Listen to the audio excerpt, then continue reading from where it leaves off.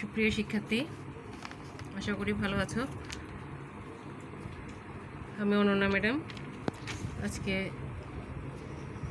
তোমাদের সাথে ক্লাস নিয়ে এসেছি ভারসাম্য নিয়ে, অর্থাৎ ইকুইলিব্রিয়াম। আজকে আমরা আলোচনায় নিয়ে আসবো ভারসাম্য দাম, ভারসাম্য পরিমাণ, কিভাবে একটা চাহিদা সমীকরণ থেকে, একটা যোগান সমীকরণ থেকে আমরা ভারসাম্য দাম এবং পরিমাণ নির্ণয় করব, অর্থাৎ সে বিষয়ে আমরা একটা চিত্র সহকারে ব্যাখ্যা করব। তো প্রথমে আসি, ভারসাম্য কাকে বলে। ভারসাম্য ইংলিশে বলা হচ্ছে ইকুইলিব্রিয়াম,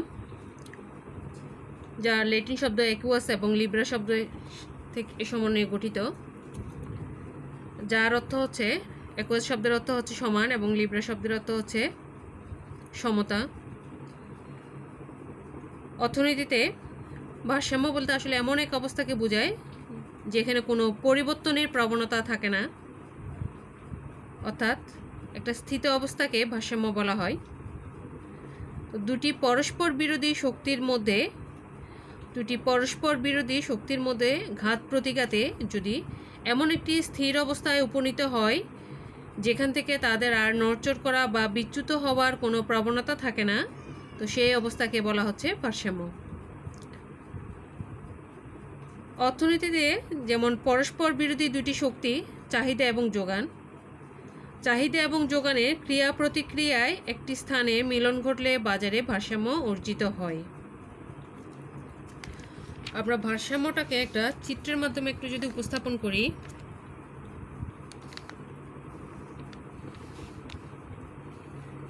এটা হচ্ছে আমার যোগান রেখা, এটা হচ্ছে চাহিদা রেখা। চাহিদা রেখা এবং যোগান রেখা পরস্পর যেখানে ছেদ করে সেখানে ভারসাম্য অর্জিত হয়, তাই এই হচ্ছে ভারসাম্য বিন্দু।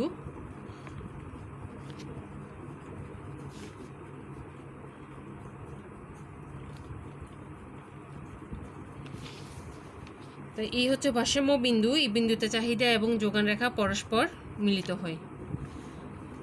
এক্ষেত্রে আমি দেখতে পাচ্ছি ভারসাম্য দাম 10 টাকা এবং ভারসাম্য পরিমাণ হচ্ছে 20 একক। তো ভারসাম্য দাম হচ্ছে যে দামে বাজারে চাহিদা এবং যোগানের পরিমাণ সমান হয়, সেই দামকে ভারসাম্য দাম বলে।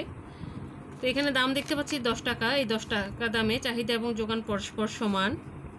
দাম 10 টাকা দামে চাহিদা এবং যোগান পরস্পর সমান, অর্থাৎ 20 একক, তাই 10 টাকা হলো ভারসাম্য দাম। আর ভারসাম্য পরিমাণ হচ্ছে ভারসাম্য দামে যে পরিমাণ দ্রব্য বাজারে ক্রয় বিক্রয় করা হয় তাকে ভারসাম্য পরিমাণ বলে। চিত্রে আমি দেখতে পাচ্ছি 10 টাকা দামে, 10 টাকা ভারসাম্য দামে 20 একক দ্রব্য ক্রয় বিক্রয় হয়, তাই এখানে 20 একক হলো ভারসাম্য পরিমাণ।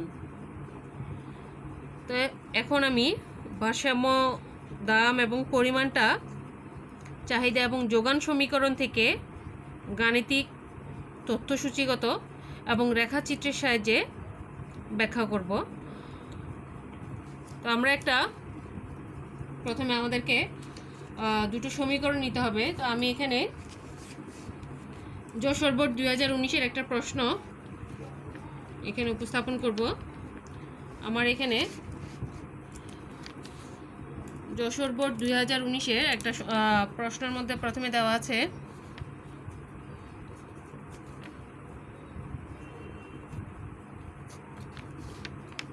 একটা চাহিদা সমীকরণ দেওয়া আছে কিউডি,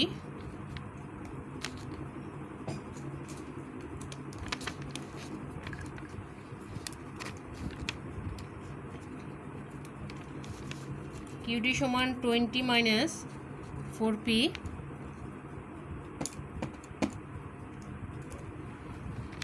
কিউএস সমান -4 + 4p। প্রথমটা চাহিদা সমীকরণ, পরেরটা যোগান সমীকরণ, যেহেতু এস যুক্ত আছে। তো আমার প্রশ্ন ছিল উপরোক্ত দুটি সমীকরণ থেকে ভারসাম্য দাম এবং পরিমাণ নির্ণয় করো। আবার বলছি, আমার প্রশ্ন থাকবে, দুটো সমীকরণ দেওয়া থাকবে, দুটো সমীকরণ থেকে আমার প্রশ্ন হচ্ছে ভারসাম্য দাম এবং পরিমাণ নির্ণয় করো। তো ভারসাম্য দাম এবং পরিমাণ নির্ণয় করতে হলে আমাকে প্রথমে লিখতে হবে, আমরা জানি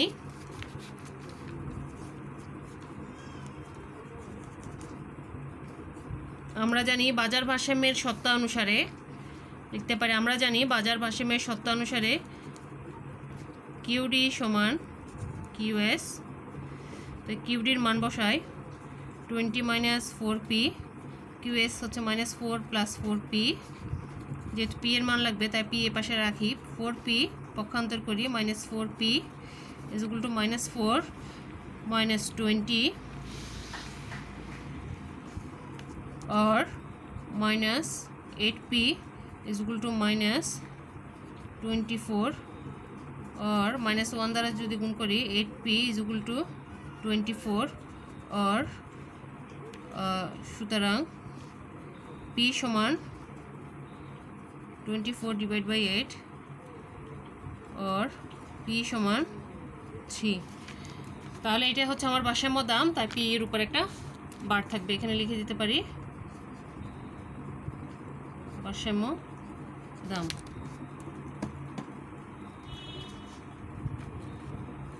এখন এই পি বারের মান আমি কিউডি সমীকরণ এবং কিউএস সমীকরণে বসিয়ে ভারসাম্য পরিমাণ নির্ণয় করব। এখানে লিখতে পারি পি বারের মান কিউডি সমীকরণ এবং কিউএস সমীকরণে বসিয়ে পাই কিউডি সমান 20 minus 4p is equal to 20 minus 4 into 3, 20 minus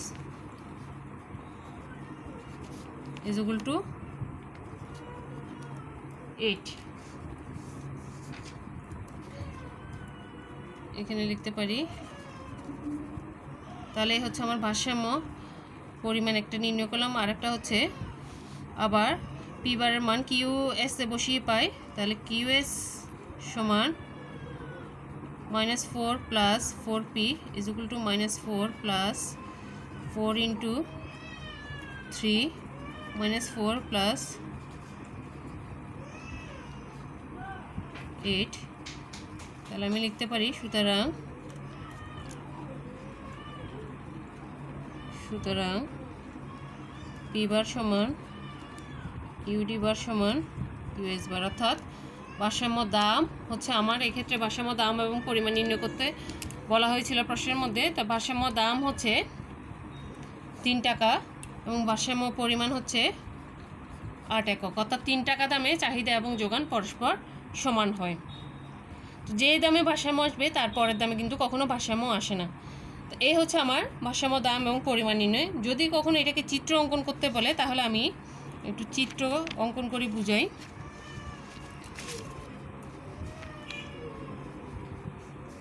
তো আমি এখানে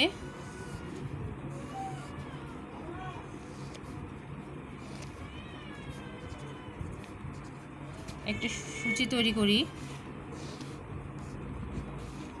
খেয়াল করো আমার 3 টাকা দামের আগে পিছে দাম নিব 2, 3, 4। তাহলে তোমাদেরকে আমি করিয়েছিলাম ঠিক ওই রকম করে পি এর মান কিউডি সমীকরণ থেকে পি এর মান 2 আর 4 ধরে একবার কিউডির মান বের করে নিবে, কিউএস এ পি এর মান 2 এবং 4 বসিয়ে কিউএস এর মান বের করে নিবে।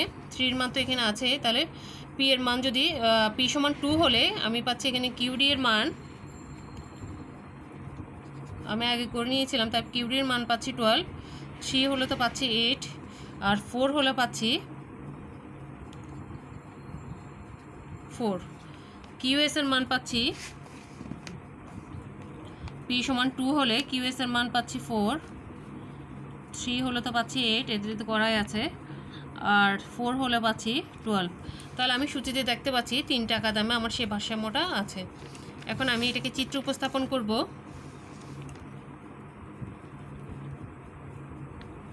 চিত্র উপস্থাপন করলে এখানে ডি এস আর এখানে দাম চিহ্নিত করি। আমার দাম হচ্ছে 2 টাকা, 3 টাকা, 4 টাকা, 1 টাকা, 2 টাকা, 3 টাকা, 4 টাকা। আর আমার এখানে মান পাচ্ছে আমি সর্বনিম্ন 4, সর্বোচ্চ হচ্ছে 12। তাহলে আমি 4 করে যেতে পারি, 4, 8, 12 একটা একটা ধরে করে প্রথমে দাম যখন 2 টাকা, চাহিদার পরিমাণ তখন 12 একক, দাম 3 টাকা হলে চাহিদার পরিমাণ 8 একক, 4 টাকা হলে চাহিদার পরিমাণ 4 একক,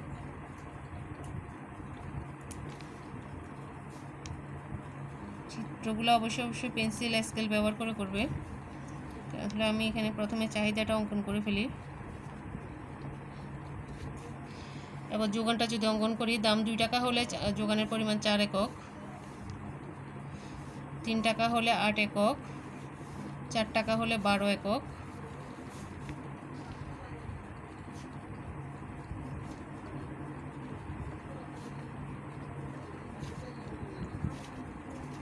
তাহলে এই হচ্ছে আমার ভারসাম্য বিন্দু, যেখানে ভারসাম্য দাম হচ্ছে 3 টাকা এবং ভারসাম্য চাহিদা এবং যোগানের পরিমাণ হচ্ছে 8 একক।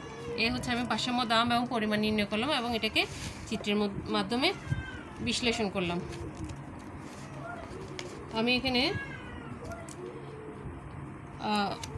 বলতে পারি যে চিত্রের ভূমি অক্ষে চাহিদা এবং যোগানের পরিমাণ, লম্ব অক্ষে দাম নির্দেশ করা হয়েছে।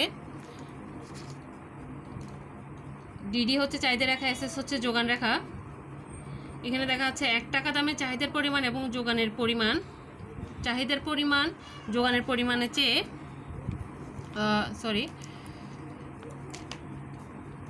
এখানে দেখা যাচ্ছে যে 2 টাকা দামে, এখানে দেখা যাচ্ছে 2 টাকা দামে যোগানের চাহিদার পরিমাণ বেশি, যোগানের পরিমাণ কম। আবার দেখা যাচ্ছে 4 টাকা দামে চাহিদার পরিমাণ কম কিন্তু যোগানের পরিমাণ বেশি। তাই হচ্ছে ভারসাম্য বিন্দু, যেখানে চাহিদা এবং যোগান পরস্পর সমান এবং যেখানে চাহিদা রেখা যোগান রেখা পরস্পরকে ছেদ করেছে বলা যায়। তাই এই বিন্দু অনুযায়ী ভারসাম্য দাম হচ্ছে 3 টাকা, ভারসাম্য পরিমাণ হচ্ছে 8 একক। আমার পরের প্রশ্ন হচ্ছে 2 টাকা এবং 4 টাকা দামে ভারসাম্যের উপর কীরূপ প্রভাব পড়ে। তাহলে আমি এই সূচি থেকেও নিয়ে আসতে পারি। আমি লিখতে পারি যে গ থেকে প্রাপ্ত সূচি অনুসারে একটা চিত্র, এই সেম চিত্র অঙ্কন করব। সেম চিত্র অঙ্কন করে আমি এখানে ব্যাখ্যা দিতে পারি। চিত্রের ভূমি অক্ষে চাহিদা এবং যোগানের পরিমাণ, লম্ব অক্ষে দাম নির্দেশ করা হয়েছে।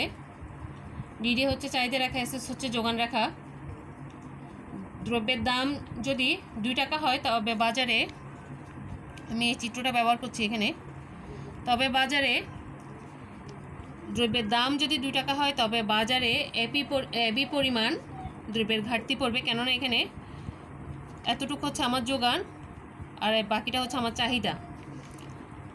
দ্রব্যের ঘাটতির কারণে বাজারে দ্রব্যের দাম বাড়তে বাড়তে হয়তো এমন অবস্থায় পৌঁছাবে যেখানে চাহিদা এবং যোগান পরস্পর সমান, অর্থাৎ এই বিন্দু। আবার যদি দ্রব্যের দাম 4 টাকা হয় তবে চাহিদার তুলনায়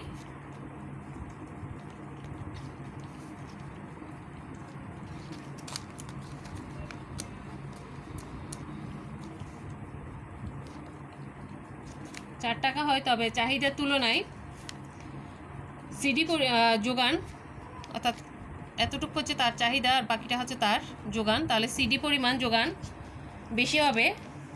এই অবস্থায় অনেকগুলো দ্রব্য বিকৃত অবস্থায় থেকে যাবে। বিক্রেতা অবস্থায় দ্রব্যগুলো বা তার অবিকৃত দ্রব্যগুলো বিক্রি করার জন্য বাজারে দ্রব্যের দাম কমিয়ে দিবে। দাম কমতে কমতে এমন জায়গায় আসবে যেখানে চাহিদা এবং যোগান সমান হয়। সুতরাং দেখা যাচ্ছে বাজার দাম 2 টাকা এবং 4 টাকা দামে, বাজার দাম 2 টাকা এবং 4 টাকা দামে, অর্থাৎ উভয় অবস্থাতে বাজারে একটা অভারসাম্য অবস্থা বিরাজ করবে এবং পুনরায় 3 টাকা দামে ফিরে আসবে। 3 টাকা দামে ফিরে আসবে যেখানে চাহিদা এবং যোগান পরস্পর সমান হয় এবং ভারসাম্যে উপনীত হয়। তাহলে এই হচ্ছে আমার প্রশ্ন, অর্থাৎ আমার প্রশ্ন ছিল ভারসাম্য দাম এবং পরিমাণ নির্ণয় করে। আমি তোমাদেরকে ভারসাম্য দাম এবং পরিমাণ নির্ণয় করে দেখালাম এবং সেটাকে চিত্র উপস্থাপন করলাম। আমার দ্বিতীয় যে প্রশ্নটা ছিল সেটা হচ্ছে দাম 2 টাকা এবং 4 টাকা হলে ভারসাম্যের উপর কী প্রভাব পড়বে, উদ্দীপকের আলোকে বিশ্লেষণ করো। তো 2 টাকা এবং 4 টাকা হলে কী প্রভাব পড়বে আমি তোমাদেরকে আগেই বলে রাখছি, যে দামে ভারসাম্য আসবে তার আগে এবং পরের দামে কখনোই ভারসাম্য আসবে না। তাহলে 2 টাকা এবং 4 টাকা দামে ভারসাম্য আসবে না, সেটা আমি এমনিতেও বুঝতে পারি। তাই তারপরও আমরা উপস্থাপন করার জন্য, পরের প্রশ্ন উপস্থাপন করার জন্য আমরা এই সূচিটাকে আবার ব্যবহার করব এবং এই চিত্রকে ব্যবহার করব। অর্থাৎ ঘতে আমি দ্বিতীয় প্রশ্নের উত্তরে এইভাবে আসতে পারি, গ থেকে প্রাপ্ত সূচিটা আনতে পারি এবং এই চিত্রটা নিয়ে এসে আমি এইভাবে চিত্রের ব্যাখ্যা দিয়ে যে 2 টাকা এবং 4 টাকা দামে কীরূপ অবস্থা হয়, যে ভারসাম্যের কীরূপ অবস্থা হয় বা তা আমি চিত্র সহকারে ব্যাখ্যা দিতে পারি। তো ভারসাম্যের উপর আরও অনেকগুলো অঙ্ক আছে, অনেকগুলো বোর্ড কোশ্চেন আছে। আমরা আগামী ক্লাসগুলোতে ভারসাম্যের অঙ্কগুলো কিন্তু খুবই ইম্পর্টেন্ট, প্রত্যেক পরীক্ষায় একটা না একটা থাকে অঙ্ক। তো আগামী ক্লাসগুলোতে আমি ভারসাম্যের উপর বাকি অঙ্কগুলো নিয়ে আলোচনা করব। তোমাদের যদি কোনো সমস্যা থাকে তোমরা কমেন্টের মাধ্যমে আমাকে জানাবে। সে পর্যন্ত ভালো থেকো, সুস্থ থেকো, ধন্যবাদ।